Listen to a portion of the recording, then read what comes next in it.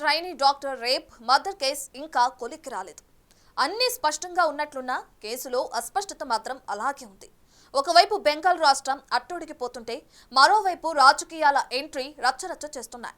సున్నితమైన అంశం ప్రస్తుతం పొలిటికల్ కంపు కొడుతుంది. ఈ పరిణామాల మధ్య భారత రాష్ట్రపతి కీలక వ్యాఖ్యలు చేశారు. నిర్భయ కేసు తర్వాత కూడా ఆగని ఈ అకృత్యాలపై మరో స్థాయి చర్చలు చేపట్టాలని విజ్ఞప్తి చేశారు. అయితే ప్రెసిడెంట్ మాటలు మరో కొత్త చట్టాన్ని సూచిస్తున్నాయా? అంటే నిర్భయ చట్టం ఫెయిల్ అయిందా? 10 ఏళ్లుగా నిర్భయ చట్టం ఎందుకు ప్రభావం చూపలేకపోయింది? మళ్లీ అలాంటి ఘటనలే ఎందుకు పునరావృతమవుతున్నాయి? ఈ అకృత్యాలకు అంతమే లేదా?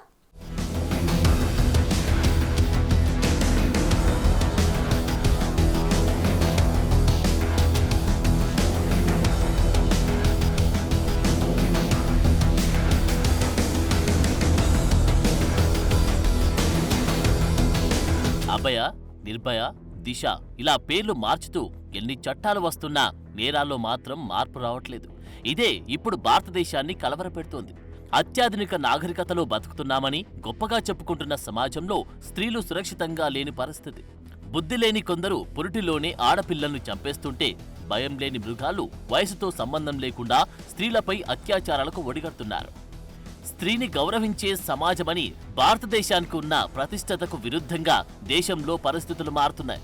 నిర్భయ చట్టం వచ్చి 10 ఏళ్లు దాటుతూ ఉన్నా ప్రతిరోజు ఏదో ఒక చోట ఆడపిల్లలు బలైపోతున్నారు. చట్టమైతే పకడ్బందీగా ఉంది, కానీ దాని అమలు మాత్రం ఆశించిన రీతిలో లేదు. ఇలాంటి ఘటనల్లో సత్వరమే జరగాల్సిన న్యాయం మరింత దూరం జరుగుతోంది. ఎందుకిలా అవుతోంది?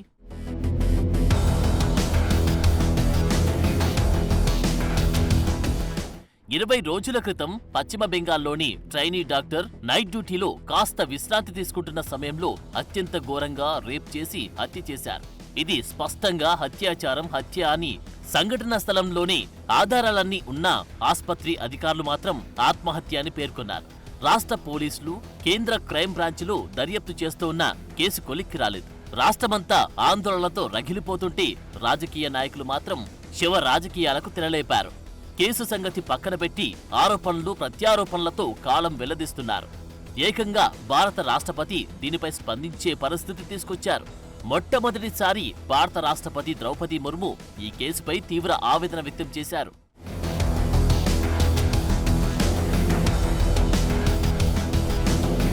ఇలాంటి సందర్భాల్లో రాష్ట్రపతి స్పందించడం చాలా అరుదుగా జరుగుతోంది.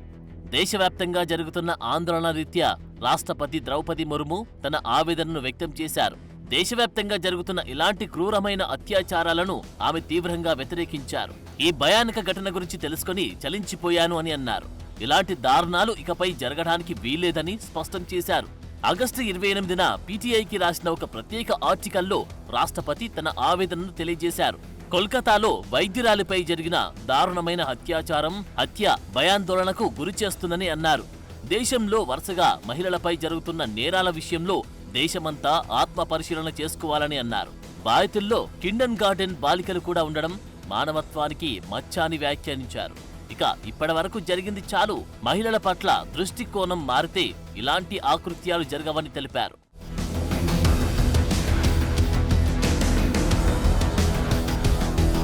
ఒకవైపు కోల్కతా ఘటనపై విద్యార్థులు, వైద్యులు, పౌరులు నిరసన ప్రదర్శనలు చేస్తూ ఉంటే మరోవైపు నేరగాళ్లు చెలరేగిపోవడంపై రాష్ట్రపతి అసహనం వ్యక్తం చేశారు. 12 ఏళ్ల క్రితం ఢిల్లీ నడివీధుల్లో జరిగిన నిర్భయ ఘటన తర్వాత మహిళలపై నేరాలు జరగకుండా వ్యూహాలు రూపొందించుకున్న ప్రణాళికలు అమల్లోకి తీసుకొచ్చిన నేరాలు మాత్రం ఆగడం లేదు. గత 12 ఏళ్లలో లెక్కలేనన్ని దారుణాలు జరిగాయి.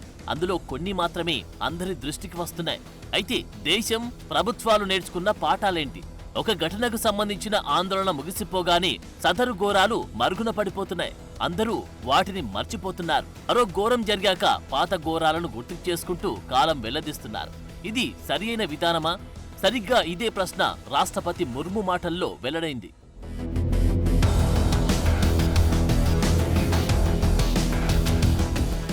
డిసెంబర్ 17, 2012న నిర్భయగా పిలువబడే 23 ఏళ్ల మహిళపై కదులుతున్న బస్సులో సామూహికంగా అత్యంత ఘోరంగా చేసిన హత్యతో భారతదేశం మేల్కొంది. నేరంలో కనిపించిన క్రూరత్వం, మహిళలకు సంబంధించిన సమస్యలు, భద్రతపై తీవ్రమైన ఆందోళనలు చెలరేగాయి. అయినా ఏడాది నిండకుండానే దక్షిణ ముంబైలోని శక్తి మిల్స్ కాంపౌండ్లో 22 ఫోటో జర్నలిస్ట్ పై ఒక బాలుడితో సహా 5 వ్యక్తులు అత్యాచారానికి పాల్పడ్డారు. 2013 సెప్టెంబర్ 3న 18 టెలిఫోన్ ఆపరేటర్ని అదే ప్రదేశంలో ఇదే విధమైన సామూహిక అత్యాచారం చేశారు. ఇందులో ఉన్న 3 నేరస్తులు కూడా గత రేప్ కేసులో నిందితులే. ఇక డిసెంబర్ 2016న తమిళనాడులోని అరియాలూరులో 17 గర్భిణీ అయిన దళిత బాలికపై హిందూ మున్నాని యూనియన్ కార్యదర్శి 3 సహచరులు కలిసి భయంకరంగా సామూహిక హత్యకు పాల్పడ్డారు.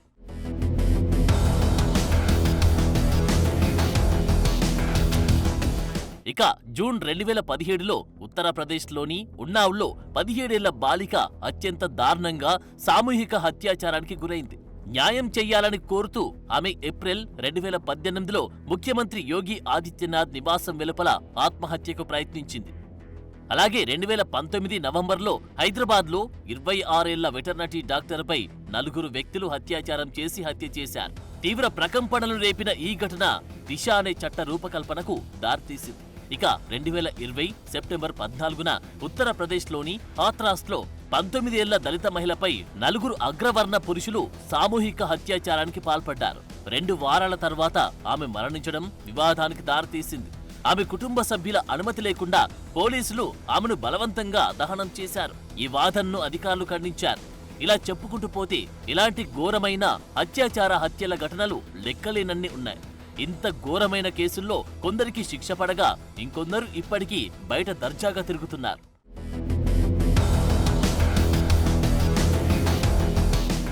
దేశంలో ఇంత జరుగుతున్నప్పటికీ రాజకీయ పార్టీలు మాత్రం వీటిని ఓట్ల కోసం వాడుకుంటున్న పరిస్థితి దేశంలో కనిపిస్తోంది. తాజాగా జరిగిన కోల్కతా సంఘటనే దీనికి ప్రత్యక్ష సాక్ష్యంగా ఉంది. ఒకవైపు దేశమంతా అతురాలికి న్యాయం జరగాలని ప్రయత్నిస్తూ ఉంటే పొలిటికల్ లీడర్లు మాత్రం తమ పబ్బం గడుపుకోవడానికి ఎగబడుతున్నారు. అధికార పార్టీని వేలెత్తి చూపడానికి చేసే ప్రయత్నాల్లో సగం కూడా బాధితులకు న్యాయం జరగాలనే దానిపై పెట్టట్లేదు. పైగా రాజకీయ జెండాలెత్తుకొని నిరసన యాత్రలు చేపడుతున్నారు. ఒక సామాజిక బాధ్యతగా తీసుకోలేని దుస్థితి దేశంలో నెలకొంది.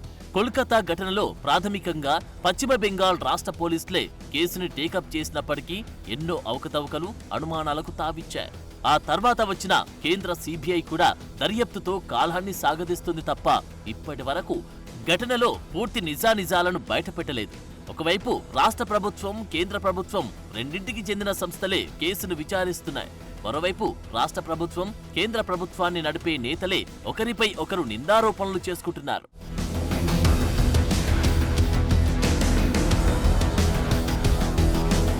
ఇక తాజాగా రాష్ట్రపతి ముర్ము వ్యాఖ్యలపై స్పందించిన బీజేపీ పార్టీలకు అతీతంగా ఈ ఘటనపై న్యాయం కోసం పోరాడాలని పిలుపునిచ్చింది. మరోవైపు పశ్చిమ బెంగాల్కు ముఖ్యమంత్రిగా ఉన్న మమతా బెనర్జీ, టీఎంసీ నేతలు బీజేపీ కుట్ర చేస్తున్నట్టు ఆరోపణలు చేస్తున్నారు. ఇలాంటి పరిస్థితుల మధ్య ఆగస్టు 27న పశ్చిమ బంగా ఛాత్ర సమాజ్ అనే విద్యార్థి సంస్థ చేపట్టిన నబ్నానా అభియాన్ నిరసన ప్రదర్శన లక్ష్యాన్ని మర్చిపోయి రాజకీయ రచ్చకు కారణమైంది. ఇంత ఘోరమైన అంశాన్ని బీజేపీ, టీఎంసీలు కలిసి రాజకీయం చేసేశారు. ఇలాంటి వాతావరణంలో నిర్భయ చట్టాలు ఎన్ని వస్తే మాత్రం ఉపయోగం ఏముంటుంది? ప్రభుత్వాలు నడుపుతున్న నేతలు సరియైన చర్యలు చేపట్టకుండా సంతాపాలు తెలిపితే లాభమేంటి?